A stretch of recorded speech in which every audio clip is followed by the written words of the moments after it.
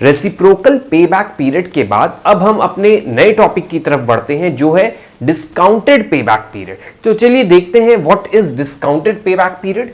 As discussed earlier, discounting factor और interest factor और time value of money has been ignored in the method of payback period. मैंने previous video में जब payback period traditional method वाला पढ़ाया था तो उसमें मैंने आपको समझाया था एक ट्रेडिशनल मेथड ही है पेबैक पीरियड। मॉडर्न मेथड जो अभी हम आपको पढ़ा रहे हैं जिसमें 4 मेथड बताए थे दैट आर मॉडर्न मेथड, क्योंकि वो पेबैक ट्रेडिशनल मेथड को मॉडिफाई करके बनाए गए हैं, जिसमें 4 मैंने आपको बताए हैं। एक तो पेबैक रेसिप्रोकल, एक ये मेथड है आपका डिस्काउंटेड पेबैक पीरियड, और आपका bail out payback period and post profitability payback period. ये 4 जो है मॉडर्न पेबैक पीरियड मेथड होते हैं। और जो एक ट्रेडिशनल है जिसमें सिंपली हमारा initial cash outflow upon annual cash inflow जो फॉर्मूला यूज हो रहा था वो ट्रेडिशनल कहलाता है। तो हम ये मॉडर्न मेथड पढ़ रहे हैं।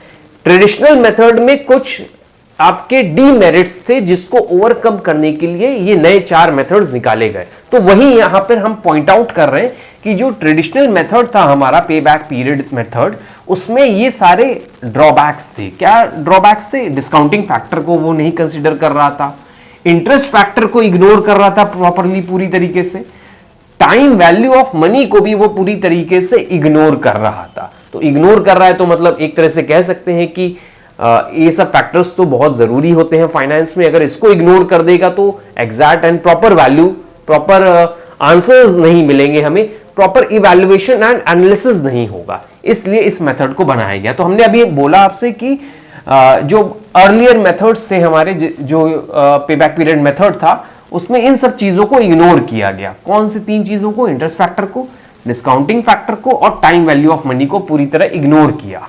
The method can be improved or modified to consider the time value of money. अब पेबैक पीरियड मेथड में ये सारी चीजें कंसीडर नहीं की जा रही थी, कंसीडर कर लेते हैं और मॉडिफाई कर देते हैं, वही चीज यहां बोली गई। The method can be improved and modified if we consider time value of money. When payback period is calculated by taking into account the discounting or interest factor, it is known as discounted payback period. तो देखिए simply name में ही छुपा हुआ है। अगर हम interest factor को और डिस्काउंटिंग फैक्टर को कंसीडर करना शुरू कर दें पेबैक पीरियड में तो हमारा डिस्काउंटेड पेबैक पीरियड बन जाएगा। देखिए डिस्काउंटिंग फैक्टर भी मैंने ले लिया और आपका इंटरेस्ट फैक्टर भी ले लिया। ये क्या होते हैं ये भी अभी हम आपको बताएंगे एक एग्जाम्पल से। तो इन दोनों को जब हम कंसीडर कर लेंगे then it will be your discounted payback period. This technique is considered superior to simple payback period. ये ज्यादा अच्छी है क्योंकि हमने कंसीडर कर लिया, ऑब्वियस है ज्यादा अच्छी रहेगी क्योंकि हमने जो ड्रॉबैक्स थे उनको कंसीडर करके नया मेथड बनाया है।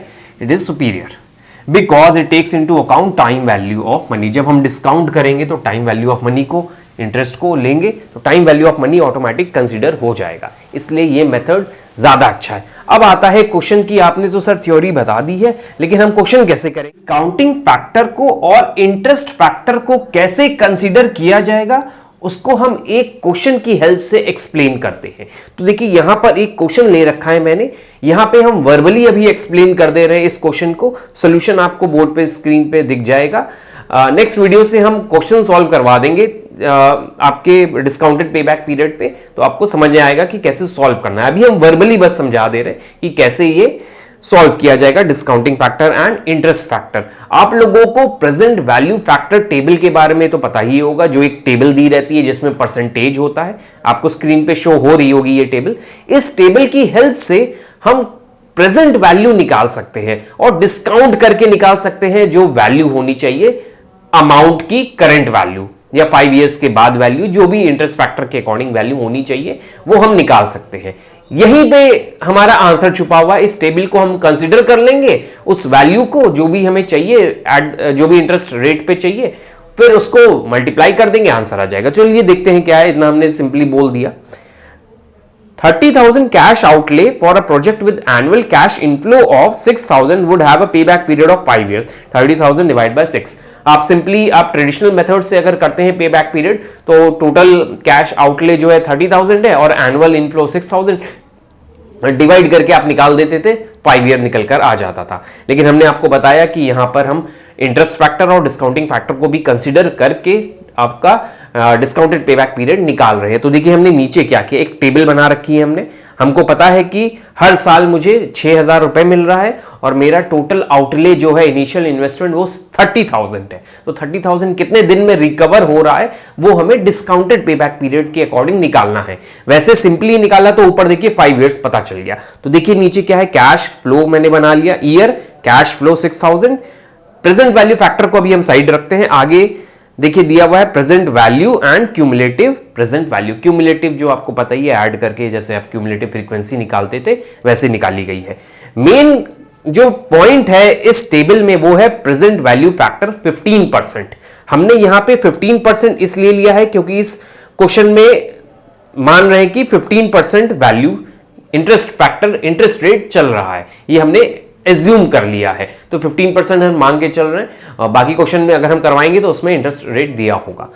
अब प्रेजेंट वैल्यू फैक्टर में आप देखिए फर्स्ट ईयर में जो 15% के अकॉर्डिंग 1 रुपए की वैल्यू है वो है 5.870। ये 1 रुपए की वैल्यू है। वन ईयर में 15% के रेट के अकॉर्डिंग हमने डिस्काउंट कराया, मल्टीप्लाई करा दीजिए 6,000 इंटू 0.870, आपको प्रेजेंट वैल्यू मिल जाएगी। इसी तरह ये टेबल जो दिखाई दे रही है आपको, इस टेबल की हेल्प से आप सारी प्रेजेंट वैल्यू फैक्टर जितनी भी वैल्यू है 1 रुपए की वो आप पुट कर दीजिए, कैश फ्लो से मल्टीप्लाई कर दीजिए और प्रेजेंट वैल्यू निकालते जाइए और क्यूमुलेटिव वैल्यू ऐड करके निकालते जाइए। अब जब आपने क्यूमुलेटिव वैल्यू निकाली तो आपको दिख रहा है कि 30,000 मेरा रिकवर 10th ईयर में जाके हो रहा है। देखिए लास्ट में दिख रहा है 30,000 मेरा रिकवर हो गया। अब देखिए ट्रेडिशनल मेथड से 5 इयर्स में पूरा अमाउंट रिकवर हो जा रहा है, पेबैक पीरियड 5 इयर्स आ रहा था, लेकिन जब हमने डिस्काउंटिंग फैक्टर और इंटरेस्ट फैक्टर को कंसीडर किया तो हमें एक ट्रू वैल्यू, एक तरह से कह सकते हैं, इसको हम जस्टिफाई कर सकते हैं इस वैल्यू को कि हमने टाइम वैल्यू ऑफ मनी को कंसीडर करके ये वैल्यू निकाली 30,000, मतलब 10 इयर्स हो गया।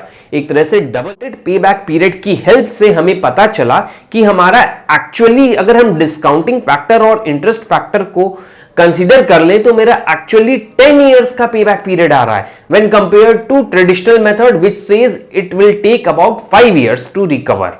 तो देखिए दोनों में कितना ज्यादा का डिफरेंस आ रहा है। तो प्रॉपर एनालिसिस हम टाइम वैल्यू ऑफ मनी को लेके ही करते हैं, इसलिए ये मेथड ज्यादा अच्छा है। नेक्स्ट वीडियो में हम कुछ और क्वेश्चन कराएंगे।